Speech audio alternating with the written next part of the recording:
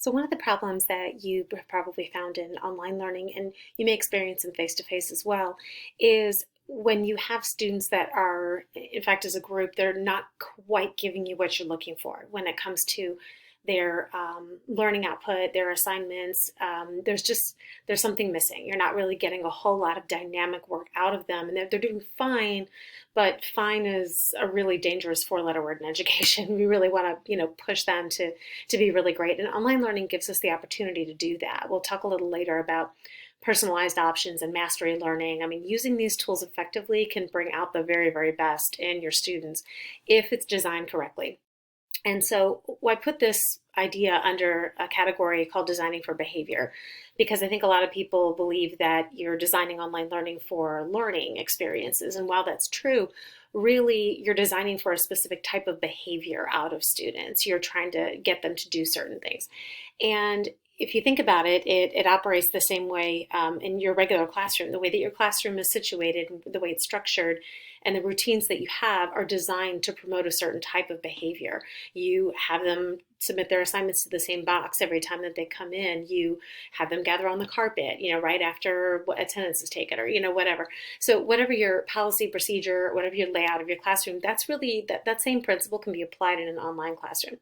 And so here we're going to talk about a few different things.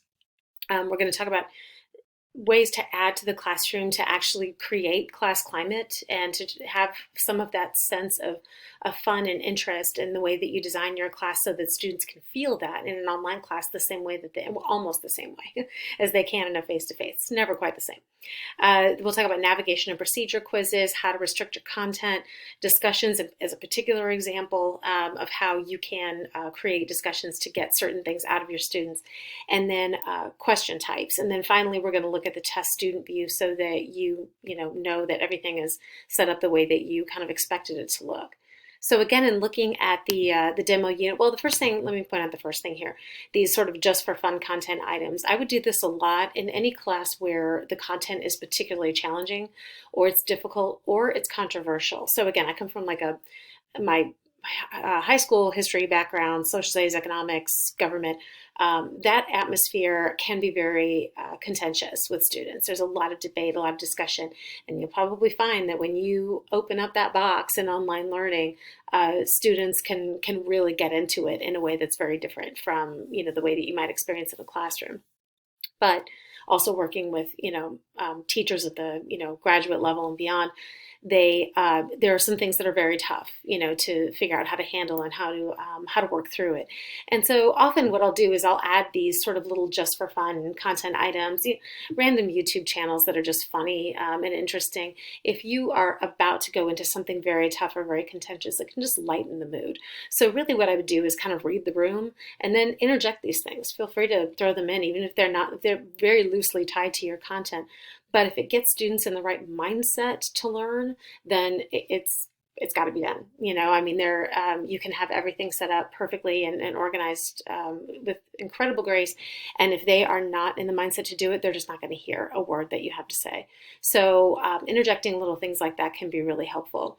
At the beginning, I don't have an example in the demo, but at the beginning of this training, you saw an example of a navigation and procedure quiz. So if you create even at the beginning of a unit, if it's very complicated, but definitely at the beginning of the semester, if you have a screencast that kind of goes through everything and explains, this is where you're going to find this information, this is what's here, this is what's there, I would outline things about my policies in class. I have some very odd policies.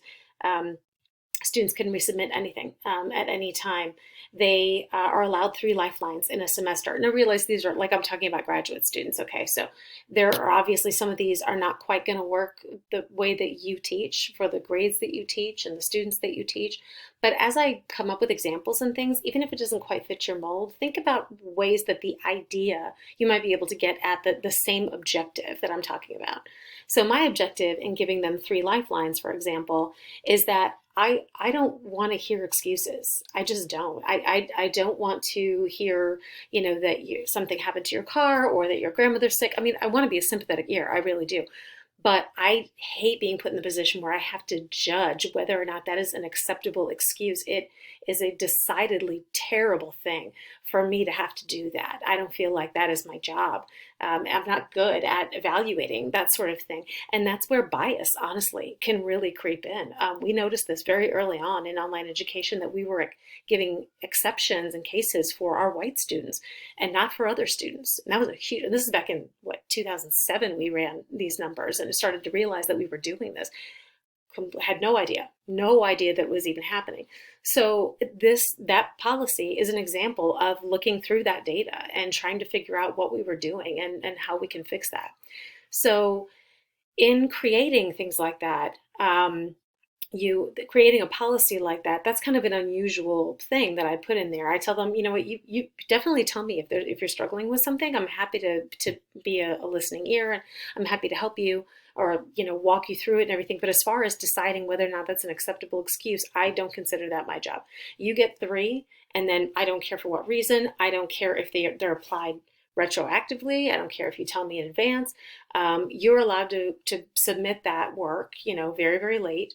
And then I will give you full credit for it, no questions asked.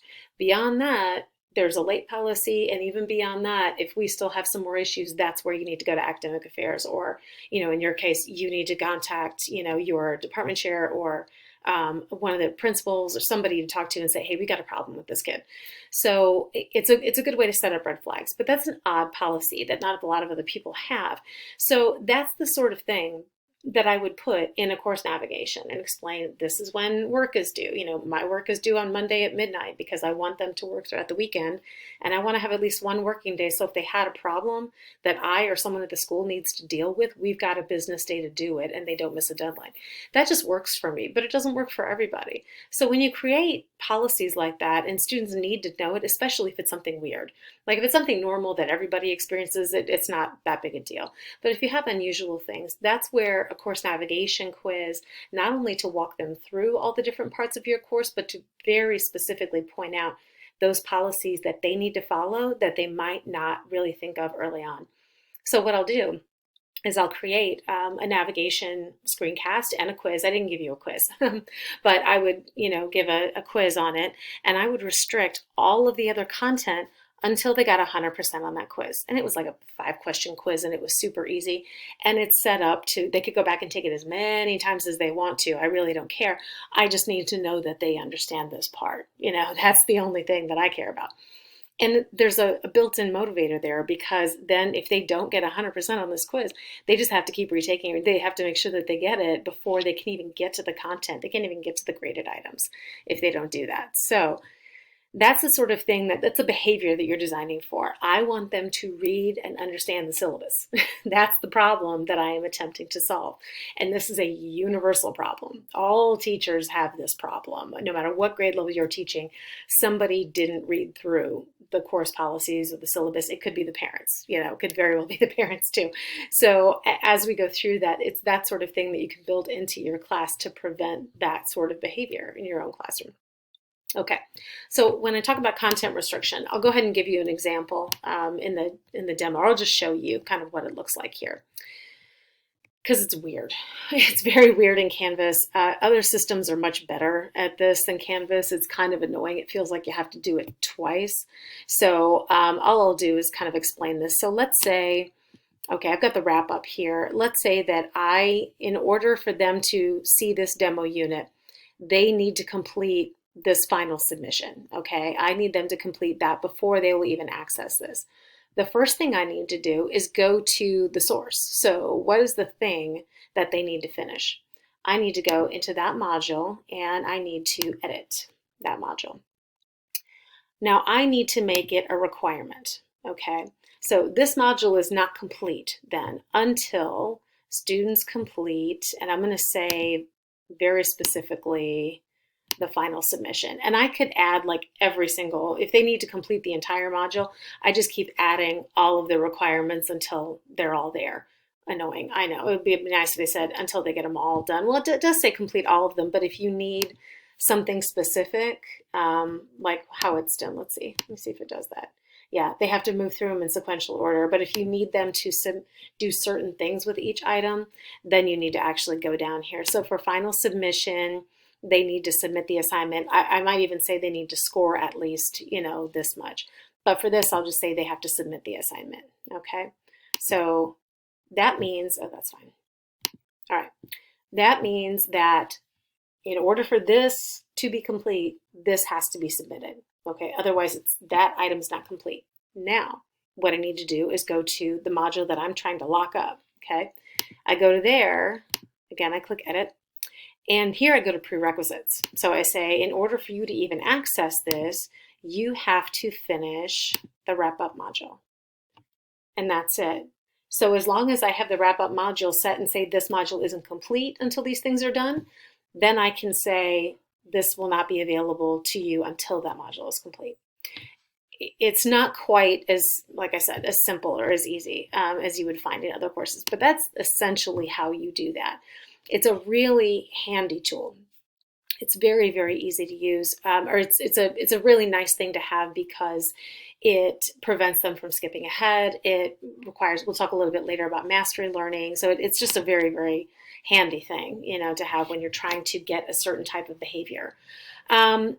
It's going to take me a minute to go into discussion settings, so I'll do that in a separate video. But as far as test student views, once you do all of these things, once you set up all of this behavior, and this is true for anything at all, then you will need to go to the test student view.